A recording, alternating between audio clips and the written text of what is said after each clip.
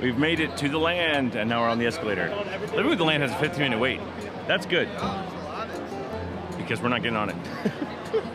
We're gonna go over by the exit and also near Soarin' for the behind the seats tour check-in desk. I'll show you where it is.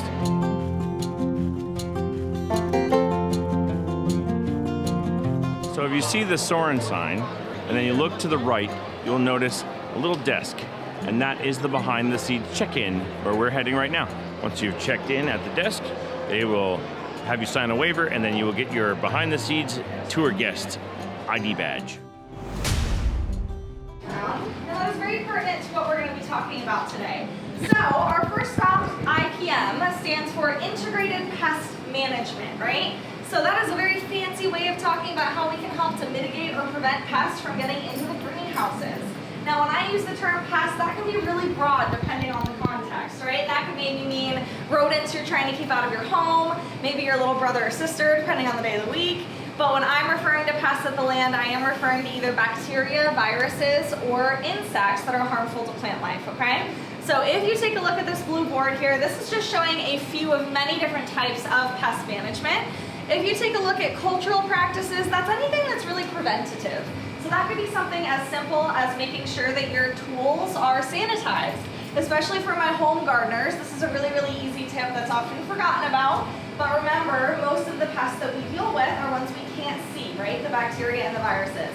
So if you use a certain tool on one plant that's sick, you can spread that to all the other plants, which you don't want, right? Another really easy cultural practice that you can use is if anyone here has a screen door or window at home.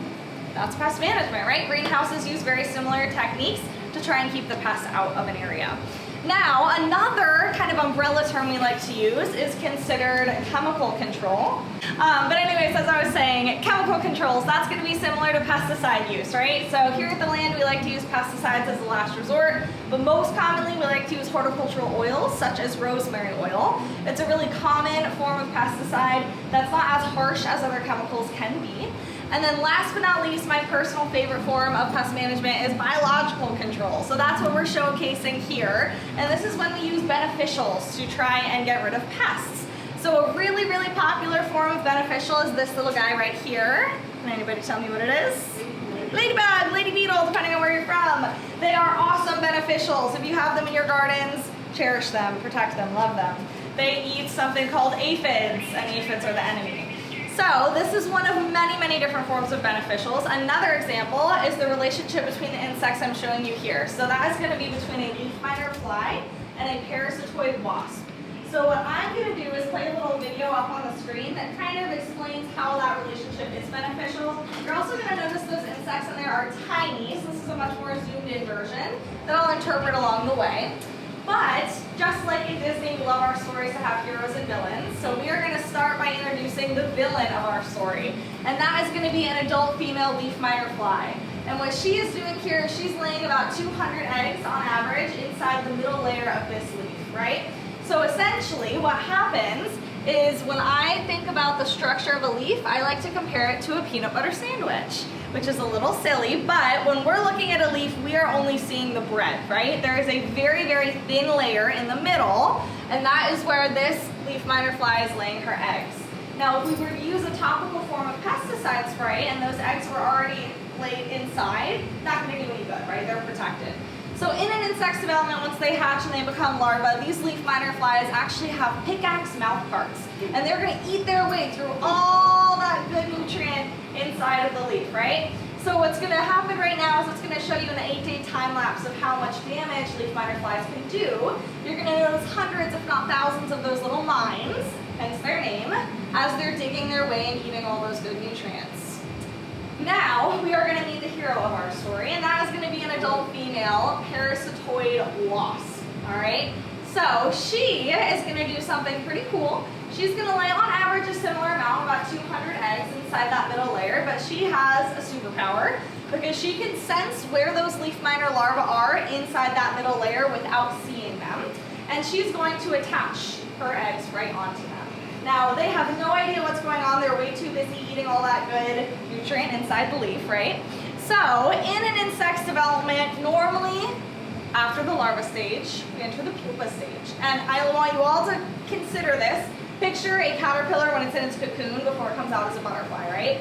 So when they're in the pupa stage, they naturally drop down from the leaf, so they have enough room to wiggle their way out as adults. Now what should come out of that is an adult leaf miner fly, but remember our wasp, right? She laid her eggs like a little super secret spy. And what actually happens during this phase, it kind of sounds like a horror movie, but stick with me. The wasp eats the leaf miner fly from the inside out and uses that to continue developing and comes out fully formed. All right, a couple things I want to mention here is that this is a long game, right? So this is something that happens in nature that we're utilizing the benefits of. This is one of many different examples of a beneficial. And what we're doing here at the land is we're creating colonies of the parasitoid wasps so that we have them at the ready should we ever see a fly population in the greenhouses. So the way that we do that, if you take a look at those cases one more time, on the top row there, that's where we're introducing the leaf miner flies.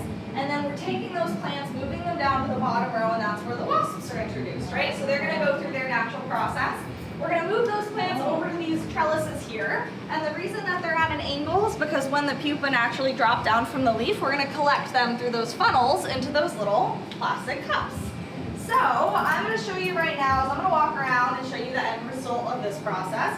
In my right hand, this is mostly unhatched pupa, and in my left hand, you're gonna see the wasps. And you're also gonna notice how small they are. You see them in there? Perfect. Now, these wasps are the good guys, right? They do not eat organic plant material. They eat the villains. They eat the leaf miner flies. And they are also harmless to us. They are way too small, and our skin is way too thick. So even if they wanted to maybe sting or bite like other wasps do, they cannot, right? So we have a pretty negative association with the term parasite or parasitoid. It's just explaining the relationship between the two. So while some may assume that the fly is going to be the hero in the story, they are not. Does that make sense? Feel good? It's for how we create our Mickey's mini gardens. So up at the tour desk where you guys checked in every day from 10:30 to 4:30, we actually sell these. And the way that we create them is through tissue culture. So if you've ever taken a cutting from a plant and you've transferred that cutting into a pot and a new plant has grown from it, that's what tissue culture is, right? The reason that it can happen is because of something called totipotency. So essentially plants have 3 times the amount of genetic material in their cells than we do. So they are very, very impressive, and they need similar things to grow that we do and some very different things, right? So what we do is we take that cutting, we put it into a gel mixture. It stems from agar, which is seaweed, and then we combine that with nutrients, and the little baby cuttings will grow into new plants, right? So when they're in this jar, the only thing that they need is light. They don't need water, they don't need soil, they don't need anything else. Now, what color do you all see when you look in the window? Pink. Pink, purple, fuchsia, all right colors, right? All right answers. So the reason for that, and we're gonna talk a little bit more about it, but plants actually need 5 things to grow, right? One of the things that plants need is light. It does not have to be sunlight. That is a misconception. So the light that actually benefits plant growth is red and blue light on the spectrum. Now red light helps to promote root growth, and blue light helps to promote shoot growth, so growing up and growing out, right? That's what we want our plants to do. What we have here, these are just LED lights. We've got 2 red lights to every 1 blue. That's our ratio. That's why it looks so pink in here, and it's helping these little guys grow as quickly as possible. So tip and trick for you guys, especially I have friends that live in areas that don't get a lot of sunlight, they don't have a garden, things like that. They think they can't grow plants. You absolutely can. Just get some LED lights. Sound good? All right, any questions about this? Perfect. We're slowly gonna make our way into our greenhouses then. So welcome to Creative. This is a beautiful greenhouse, but I wanna make sure we talk about what plants need to grow, right? So I already gave you one of them. They need light. Now the acronym to remember plant growth factors is LAWNS, L-A-W-N-S. You guys are getting great animatronics, I love it. So the L stands for light. What do we think the A stands for? Air, yes, plants are alive. They are alive, they absolutely need air. What do we think the W stands for? Water. Water, yes, very good. What about the N? Nutrients. Nutrients, yes, very, very good. And then the last one, this S does not stand for soil, it actually stands for support, all right? So I'm gonna break these down a little bit more for you. If you've been on the boat ride, you may have heard the term hydroponics. that is how we grow our crops here at the land, all right? Now, another misconception is that plants require soil to grow. They do not need soil, they need the nutrients that are inside the soil. So that's why that N stands for nutrients, right? So we grow over 100 different species of plants in our greenhouses, and not a single one of them is grown in soil. They are all grown hydroponically. Now, we have a lot of different hydroponic systems with different names, so I'll point out a few of them along the way, but really the differences between them is the distribution factor and how we make sure to provide them with their nutrient water. So what we do here at the land is we create our own nutrient solution, and we combine that with water, and we're feeding and watering our plants at the same time, all right? Now, I like to compare that to a multivitamin. Has anyone here ever taken a daily vitamin, right? In that, there's gonna be minerals, nutrients, iron, calcium, things like that that we need. Plants also need that. So we're creating the multivitamin for them, and we're combining it with water, right?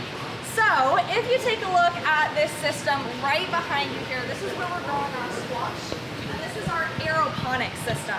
So do you see the red that's circled around the base of it? That is an example of support. All right, so that's actually red Velcro, and we are supporting the plants as they grow vertically so they don't get weighed down, the branches don't break off, things like that. So support does not have to be complex. There are many, many different forms of support, and I'm gonna make sure to point out a few of them along the way, all right? So remember, lawns, L-A-W-N-S, perfect. Now, I wanna point out another system right across the waterway here, and that is aquaponics. So if you see those pretty pink and white flowers there, and you look below it, you're also gonna see fish. So those are tilapia, and the way that that system works is it's a closed loop, right? So we're reusing and recycling that water. Essentially, when fish eat, they create waste. Inside that waste, there are really good nutrients that plants love. So what we're doing is we're taking that wastewater up through the back of our aeration tower, letting it trickle down the roots of our plants, and in return, the plants are cleaning the water for the fish. So it's a mutually beneficial relationship, which is really cool. They're growing in popularity all over the world. It does not have to be tilapia in there, that's just what we have in ours right now. But we're gonna talk a little bit more about fish later on with our fish farms. But I want to make sure we have time to mention one of my favorite plants in all of the land, and that is Stanley. So if you know about Stanley, I am going to ask that you keep it a secret just so everyone else can be nice and surprised. But we're all going to circle around Stanley. He's right over here. We're going to come say hi.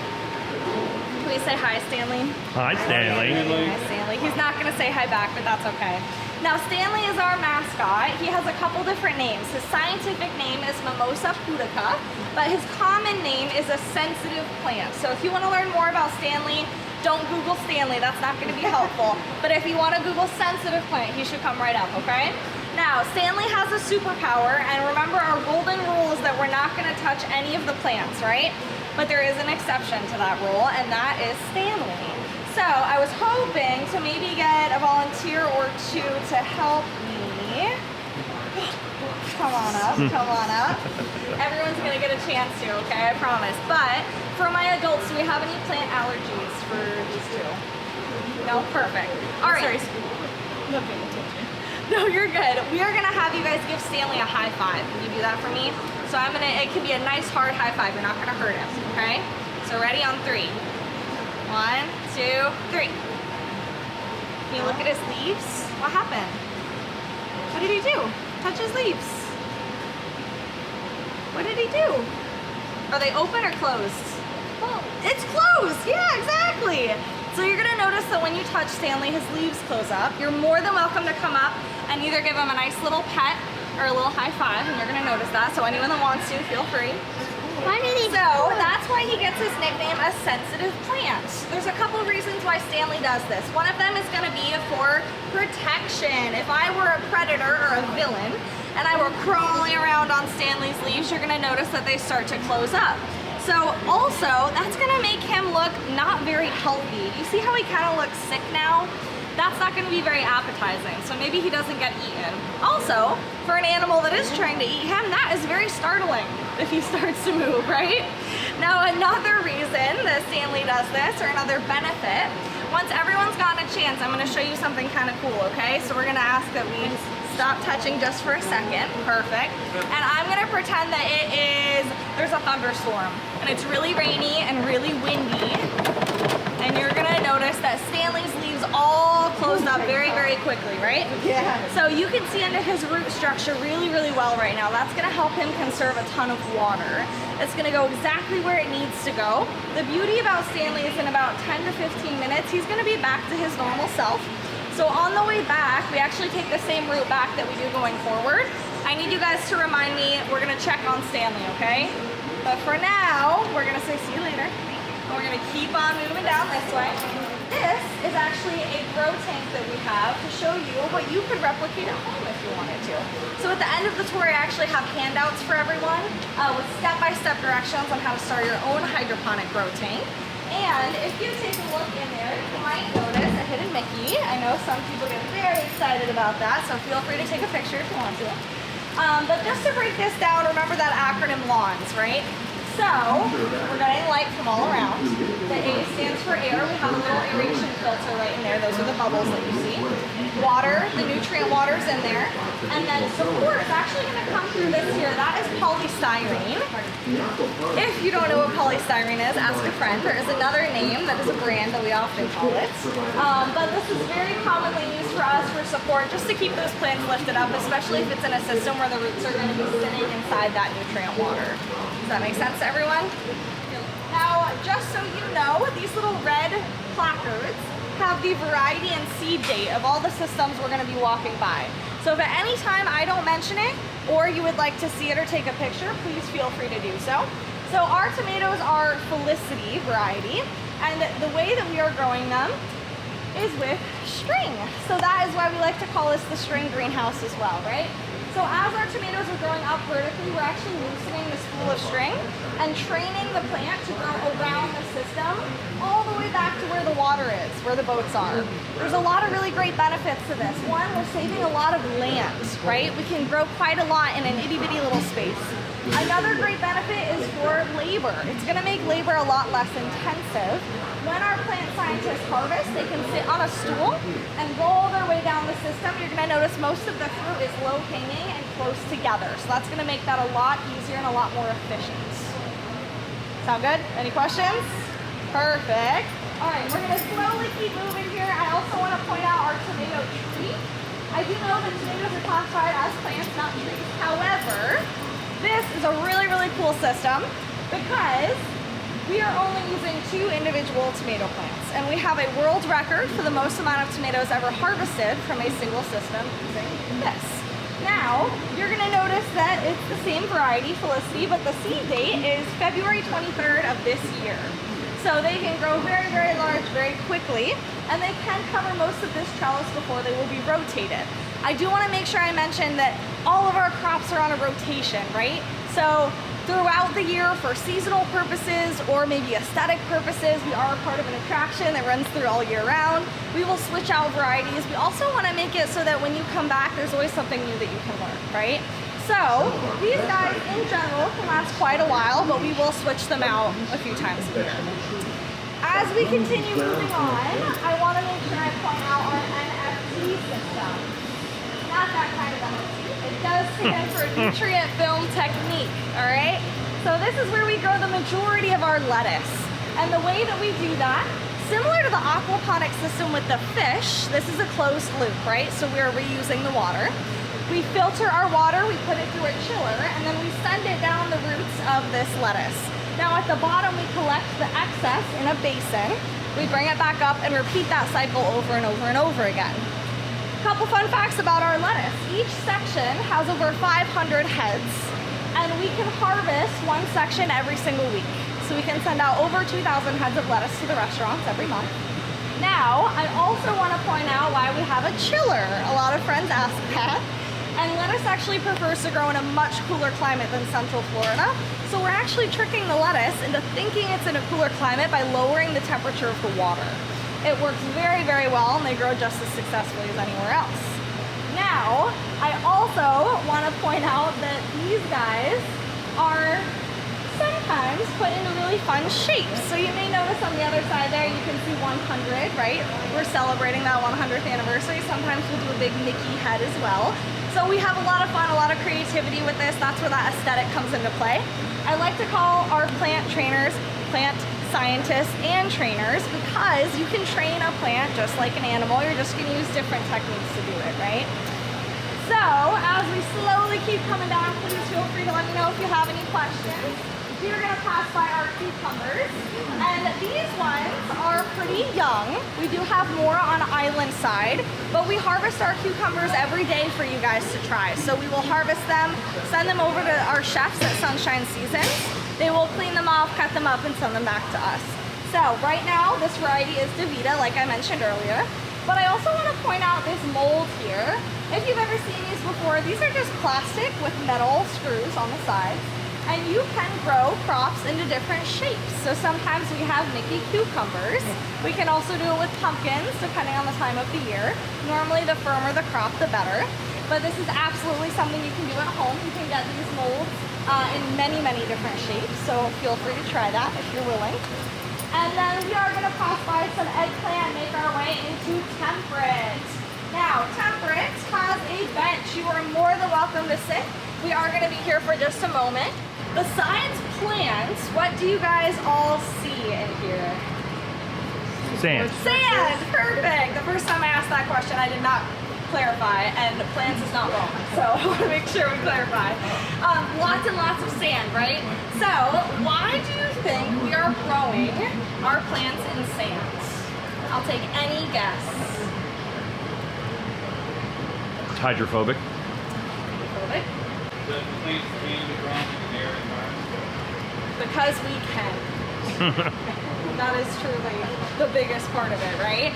For a very long time, if you did not grow in an area that had fertile soil, you could not grow much, right? And that conception has kind of carried through the years. That was the gold mine, if you could live in a place that had fertile soil. So we are trying to show that you do not need fertile soil. You don't need soil at all. So we're growing a very wide diversity of plants and trees, all in sand. The sand is just acting as support for the root systems. It's just something for the roots to hold on to as they grow and get bigger and stronger, right? So the way that they're all continuing to grow is because of our nutrient water. The way that that is dispersed is through something called drip irrigation. So this is actually a piece of drip tape. It is basically just hard plastic with little holes cut right in the top. And essentially, about 4 feet underneath the sand, I want you to visualize this. There's a very intricate maze of interconnected drip tape that's leading to the root systems of all of these different plants and trees.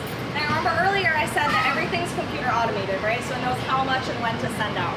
So while the ingredient list is the same in our nutrient solution, the frequency and amount will differ depending on what that species needs. Does that make sense? Now underneath that, there is a very, very large tarp or pieces of tarp that is separating our system from the soil, from Mother Earth. So there's no cross-contamination. Now when we rotate our crop out, which we do as we discussed, we will also rotate out the drip tape, right? So I have had guests ask for a map of what that drip tape maze looks like.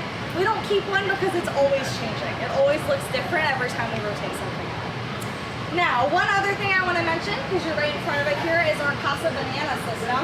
So you're going to see these fruit that are hanging. They are green in color.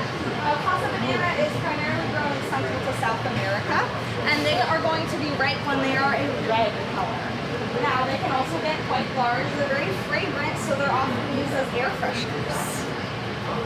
All right, as we walk by, you're also going to notice some pest alert signs in the sand.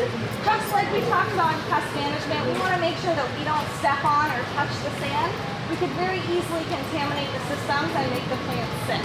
Now we're going to be passing by some really cool species like fig and passion fruit. Those beautiful pink and white flowers behind the fig that are growing up very, very tall, those are called polypod. One of my favorites. You didn't see it on the way up, I'll make sure to point them out on the way back. Now, right on the corner here, you're going to notice our winter melon. So these get very, very large. They can actually grow upwards of 80 pounds. And they're often carved out and used as utensils. So they can be used as bowls or spoons or ladles. Now we're also going to slowly be walking by our roses. We've got some younger blooms on them. And then we also have cotton, we have grains like corn and sorghum. And then we're also going to pass by a pretty funky looking citrus, and I'm going to talk a little bit more on the way back. But as we get closer and closer to these really loud fans, we actually have a golden vine, and that's going to be our aqua cell. So we are slowly going to walk by part of that drip irrigation system on your right-hand side. So for my first group, on three. Ready? 1, 2, 3. Hand sanitizer is like that. 1, 2, 3. Whoa! It's starting to get a little excited. In case you have any other questions or you're interested in those gardens, I'm just going to hold the door open for you and just ask that you put those lanyards right on my arm so I can get them cleaned up for the next group, okay? Thank you guys so much for coming. It was wonderful to meet you. I love the behind the scenes tour, right? Yeah, always fun. Yeah, always learn new stuff, right? Yeah, it's really cool. I especially like the part about Stanley. I think Stanley was new. Yeah, Yeah. it was a lot of fun. And you were saying what? I sort of wanted one until she told us they were really invasive, so maybe not a good idea. Yeah, not a good idea. But see, that's one of our favorite things. You check out, we have a video about why you should do the behind the scenes tour and why it's really awesome. But now we have fast passes, lightning lanes for Soarin', and we're gonna go use them.